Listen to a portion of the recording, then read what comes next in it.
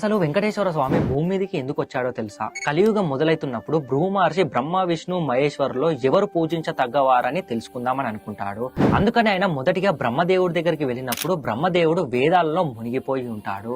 భృగు మహర్షి వచ్చిన రాకను అస్సలు గమనించాడు. దాంతో భృగు మహర్షికి కోపం వచ్చి నిన్ను భూలోకంలో ఎవరు పూజించరని శపించి అక్కడి నుంచి వెళ్లిపోతాడు. ఆ తర్వాత శివుడి దగ్గరికి వెళ్తాడు. అక్కడ శివపార్వతులు ఇద్దరు నాట్యమాడుతూ ఉంటారు. భృగు మహర్షి వచ్చిన రాకను అస్సలు పట్టించుకోరు. దీంతో భృగు మహర్షికి చాలా కోపం వచ్చి నిన్ను కేవలం ఒక లింగం రూపంలోనే పూజిస్తారని మహాశివుణ్ణి శపించి అక్కడి నుంచి వెళ్లిపోతాడు. చివరిగా వైకుంఠంలో ఉన్న మహావిష్ణు దగ్గరికి వెళ్తాడు. అక్కడ మహావిష్ణు యోగా నిద్రలో ఉండడంతో భృగు మహర్షి వచ్చిన రాకను అస్సలు గమనించాడు.